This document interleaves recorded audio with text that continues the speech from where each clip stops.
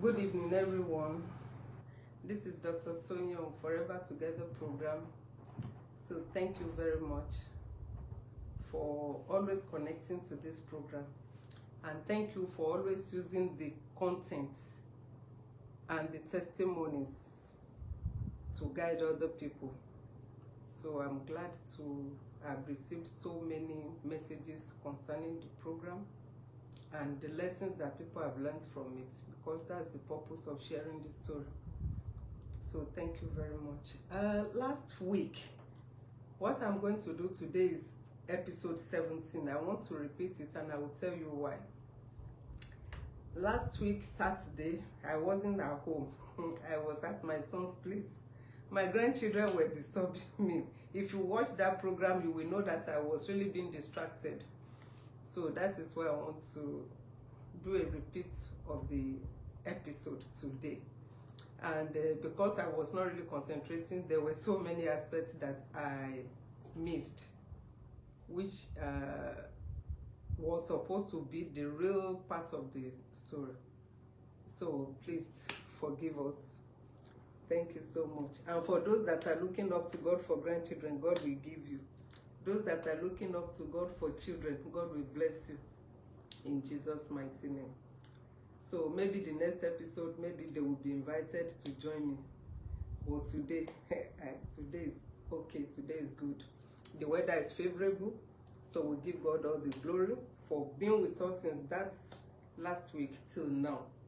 Because some people were alive last week, they are no more.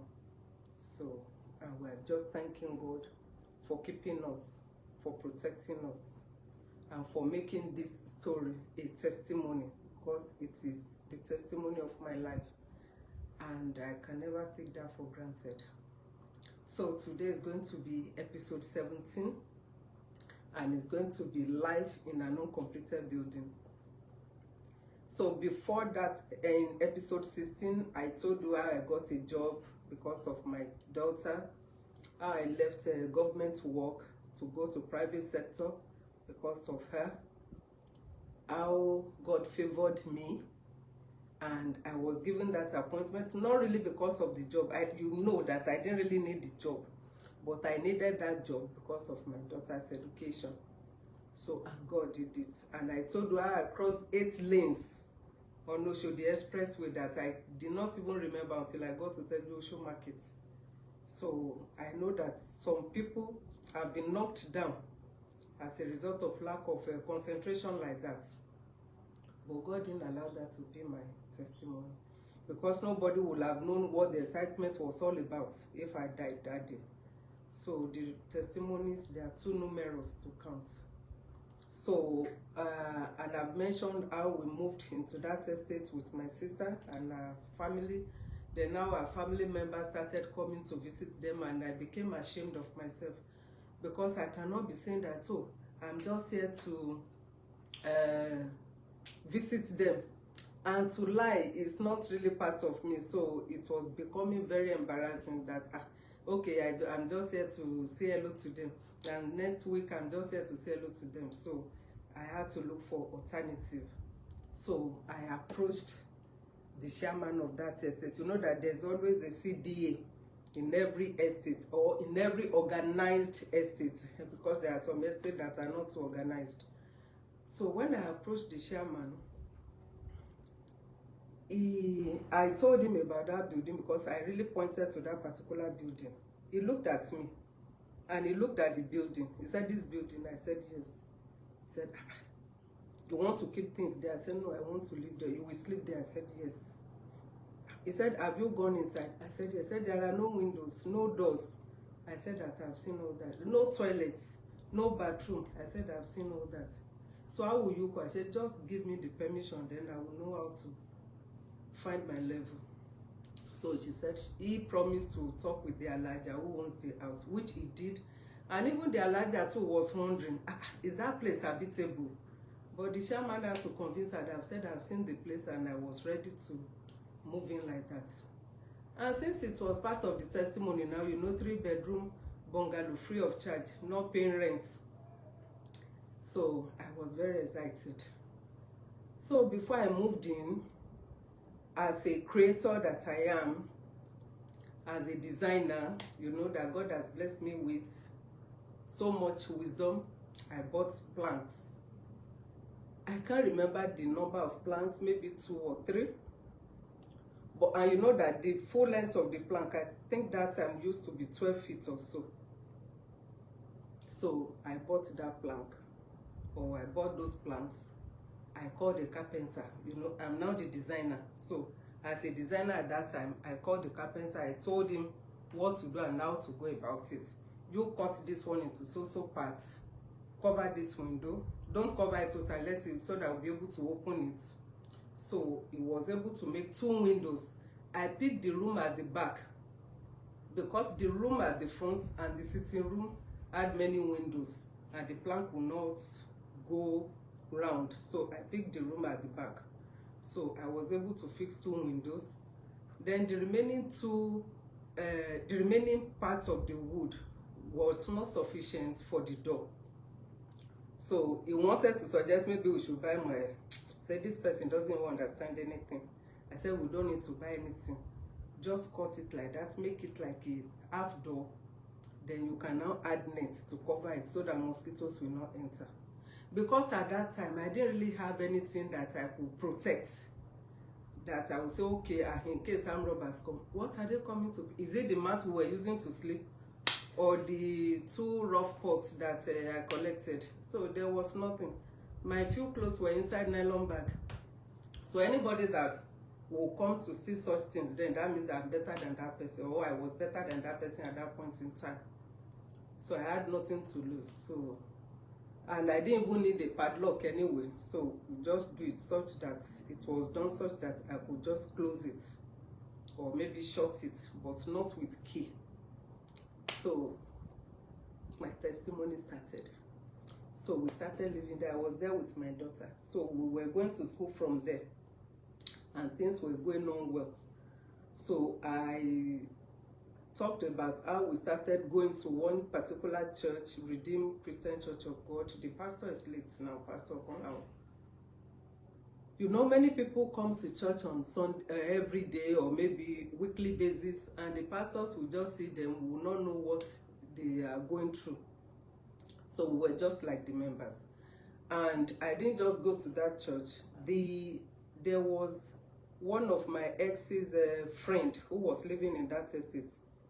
In that estate, there were bungalow parts and there were story building, high-rise. We used to call them high-rise.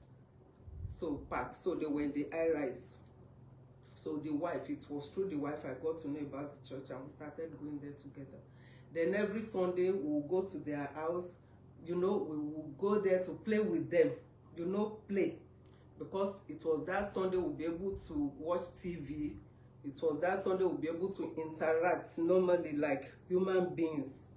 Because there was no one to interact with. The moment we enter our house, our apartment, so it will be only me and my daughter. So, and one day, this man said that I should pray for my ex. No, he didn't even say it that way because he didn't even know the challenge. He just said that, mommy wa, you know, in all our these churches now, the pastor, they either mommy wa or daddy wa. That where is the father of this your child? I said it's fine. He said, there's something that we need to do, and he will want me to do it for him. I said, oh, what is it? He said because he could see something like a dungeon, and that dungeon, he had taken one step and he was about to take the second one, so that I need to pray so that he will not take the second leg and will not fall into that dungeon, so that I will not die. I said, he has taken the first leg. He said yes. So the prayer now should be that he should take the second leg and fall into it and die there. He said no, that he should not take it. I said that is because you don't know why we are here. So I narrated the story, at least the ones that I could share at that point in time. He said, irrespective of whatever had happened, I have to do it. And when he wanted to follow me home, because he asked, where do I said I was staying with my sister. So he followed me. and I didn't go to our own 3-bedroom bungalow. I went to my sister's place. So he tried to convince them that they should please talk to me so that I would do that prayer and fasting, because it has to do with everything that is on ground. So, and my sister to the pastor, my sister's husband as a pastor too, even though he wasn't a pastor then, but he was a committed Christian. So they were all trying to plead with me to please do the prayer, so that, in fact, my brother-in-law said that you don't even know if from this God will answer your own prayer. That Job prayed for his friend and God said, oh, it was a very challenging task. But first I prayed for one full day to ask for the grace to do it wholeheartedly, because I was really bitter at that point in time. So then I did the 3 days, making 4 days. Now instead of the 3 days, I now made it 4 days. And at the end of the 4th day now, so that friend that we used to go to their house, so when we went there the following Sunday, I said, did you watch NTA News? It mentioned it, described it. I said, I know that maybe we were already asleep, because I couldn't say that we didn't have TV. They didn't know where we were living. They believed that we were staying with my sister and our family. I said, maybe we had slept. He said, that there's a serious problem. I said, what is it? He said, some armed robbers were arrested, and your so-so person was among them. I said, I know what you can do. Being promiscuous, yes, but being an armed robber, no.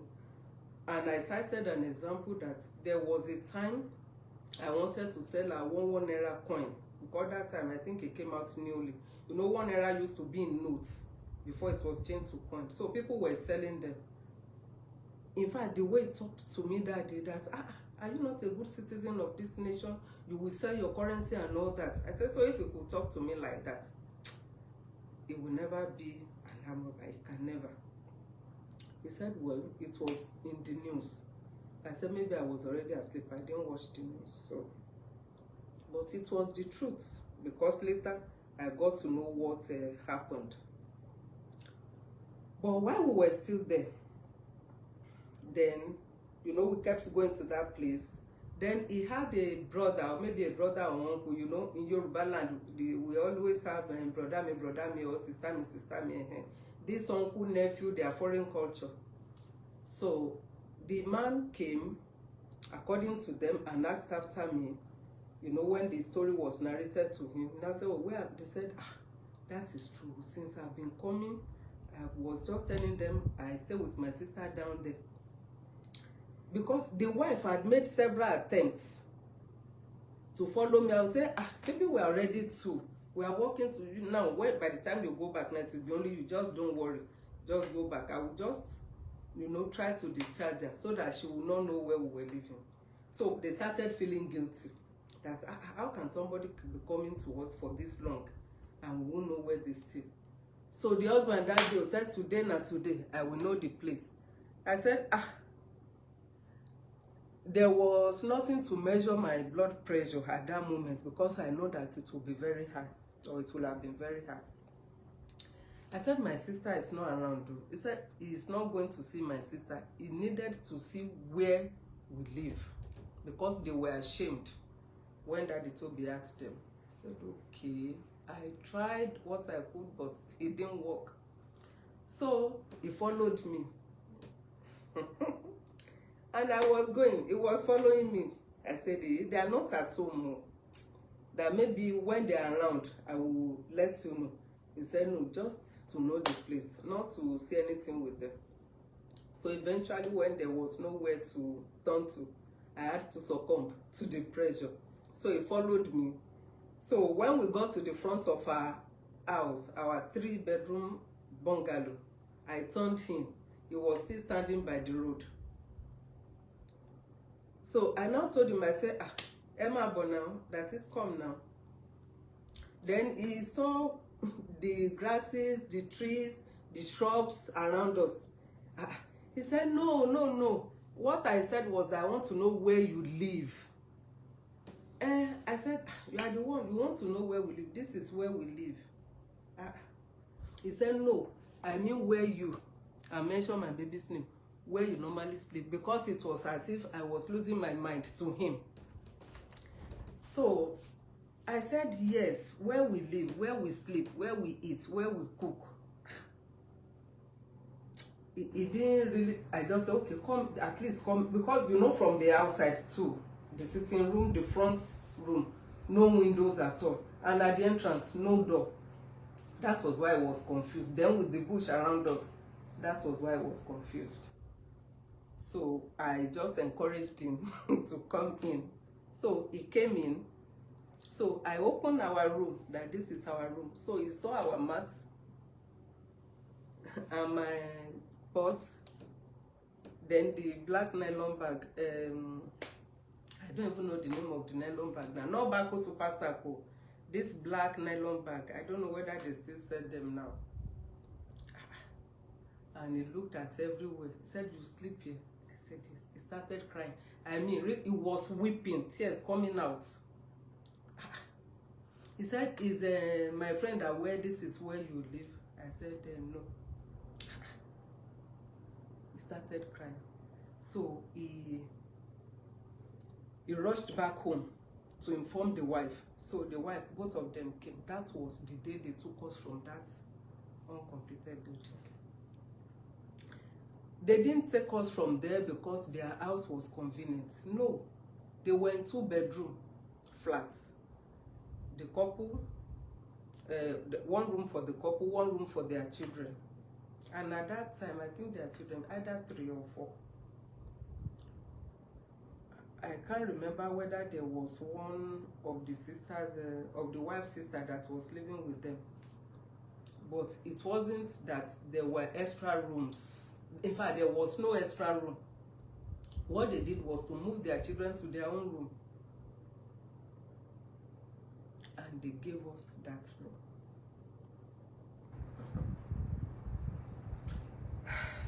So, we started living a normal life. Even though that wasn't my intention. But you know, sometimes there are situations you find yourself that you just have to agree to that situation. You have to make do with what you have or what is available for you. Because I was seeing myself, or I was seeing ourselves as a burden to that family. And sincerely, that was what we were. That was what we were. It wasn't a convenient arrangement, but they did it for us. They did it because God laid it in their hearts to do it for us at that point in time. So today I want to tell you, whatever you are going through, there will somebody somewhere that God will always use. Whether it is convenient for them or it is not convenient for them, when God is ready to use them, He will use them. That's the truth. He will always use them. So that was where we were. And suddenly one day, I got to work. And I saw all our desks, all our chairs, everything thrown out of the main building, with soldiers here and there with their guns and all that. And they said that the landlord asked us to leave. It was Abacha regime. I can't forget that. I can't remember what was between him and the landlord. And our boss, who happened to be MK Abiola, must not be his tenant. So he too was trying to save his head. According to the story, I wasn't there. So we were thrown out. So, and all the management team, they made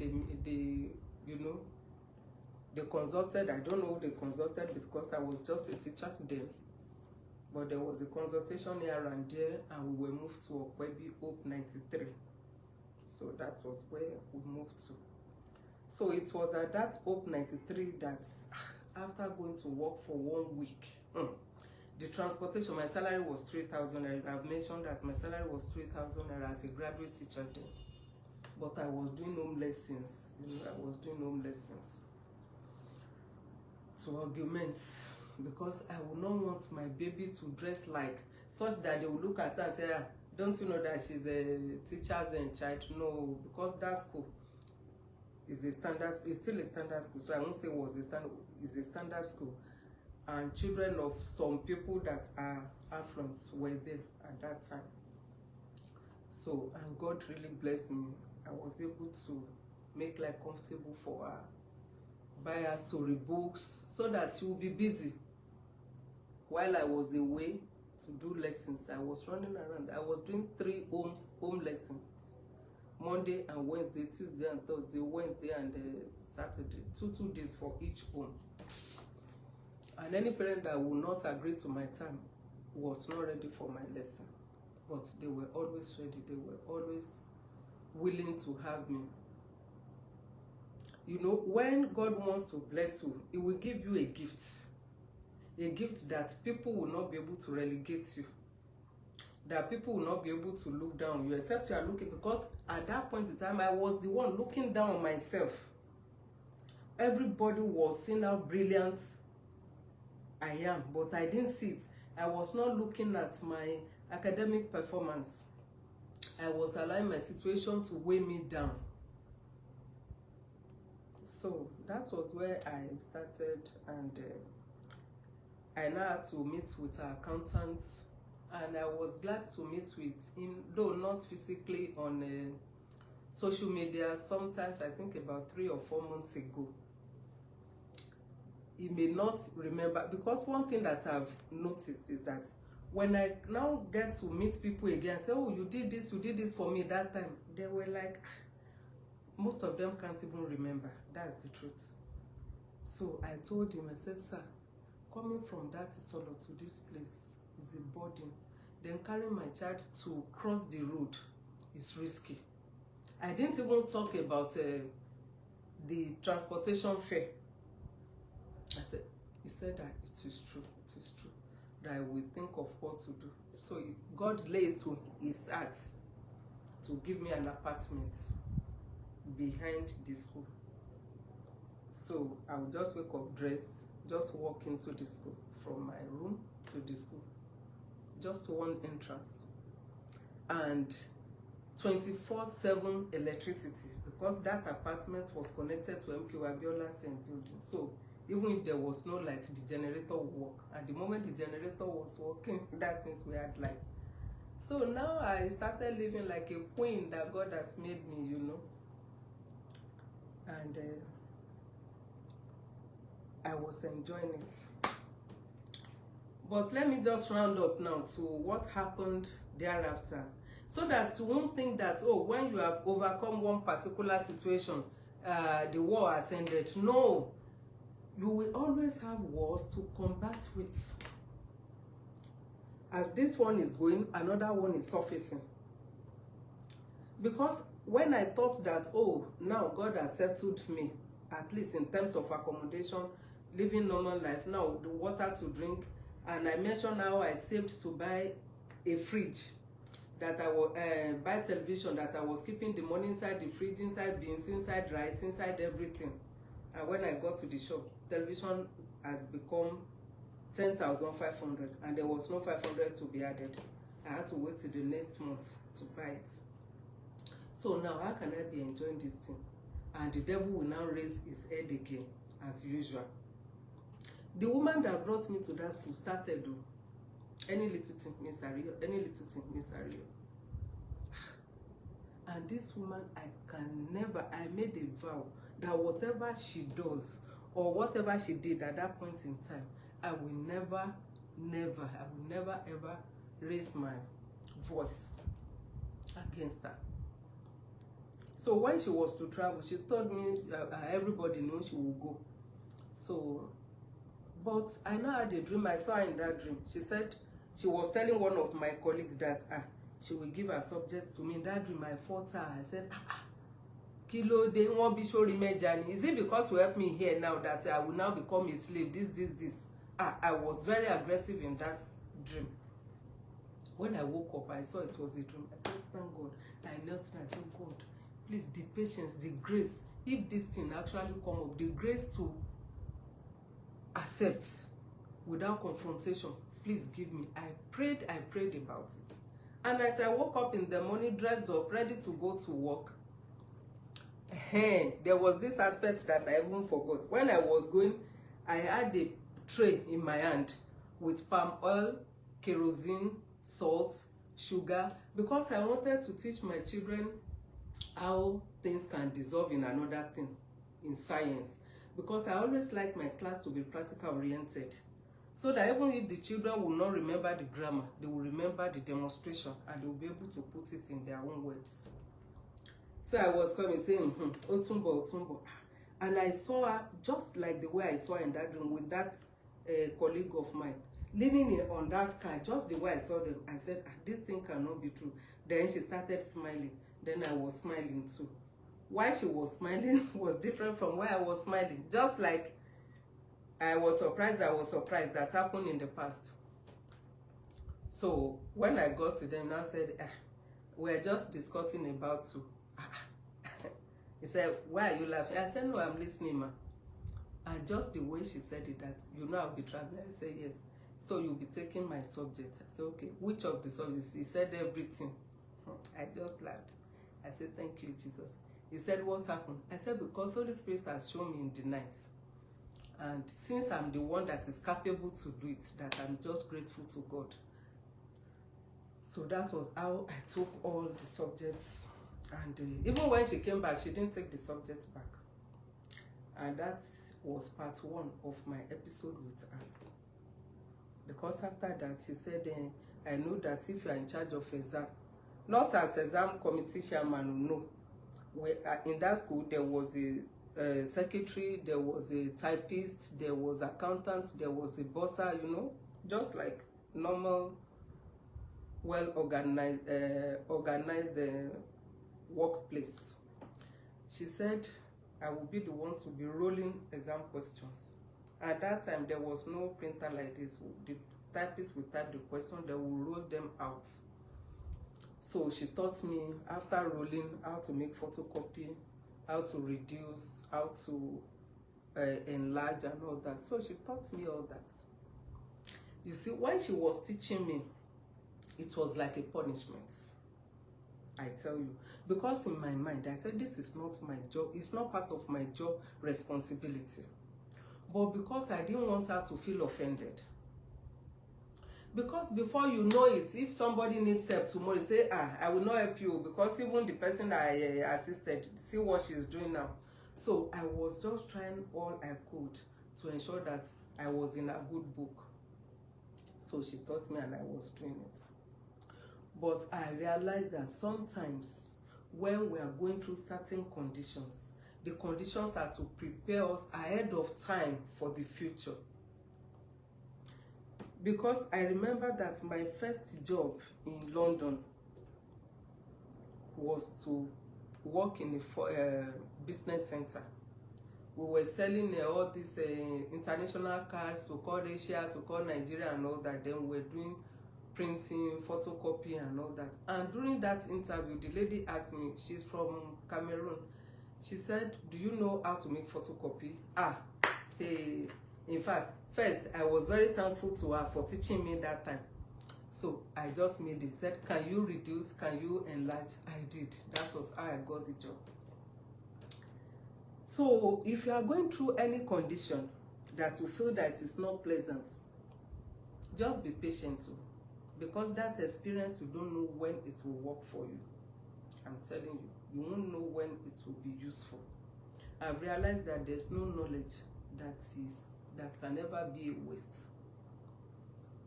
Even just this last year, you know, in our secondary school, we had one Miss Border then that was teaching us how to sew. We must not put a needle in the mouth. We're doing home economics. That was the last time I did home economics, especially the sewing parts, until I started learning how to sew, that I referred to, I think, episode 15.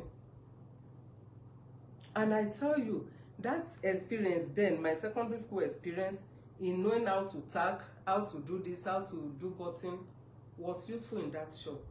And now it is useful for my school. Because last year I taught my children how to make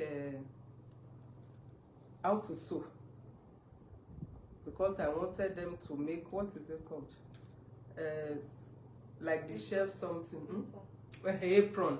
I wanted them to make apron for themselves, so I taught them how to do it neatly. That knowledge is still there. So please, especially those that are still working for other people, don't feel burdened when you are given an assignment, because you don't know when such things will be useful. That's the truth. In fact, sometimes I can't remember, maybe 2010 or 2009, I can't remember, there was this conference that I attended, that we met there. So the convener was surprised that she knew me. She now said, Miss Adeyo, don't mind that, you know, if she's assigned to do something while others are still complaining, she must have finished her own. She could say that about me, and it gladdens my heart.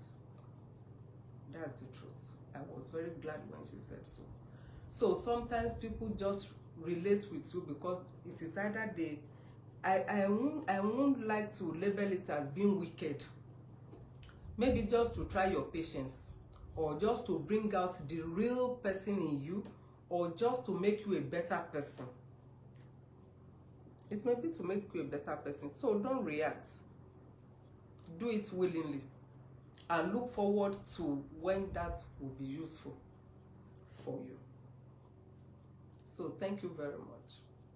So by next week, next episode, I will talk about how that prayer, how it worked, and what happened and what happened. Then I will talk about how I was lured to move from that school. But did I really leave? Next week you will know, and I will tell you why. Because in everything, money is good. I can tell you that money is good. Money is good. But will you sell your soul because of money? Will you betray someone because of money? That will be the next episode. So thank you very much for your time, and we give God all the glory for this episode. I want to thank my husband. He's not around now. He's away in Ibadan, and I know that God is using him there, and lives will be transformed in that meeting. In Jesus' mighty name. Every word that he will stand to speak, God will confirm the word with power, with signs and wonders. In Jesus' mighty name.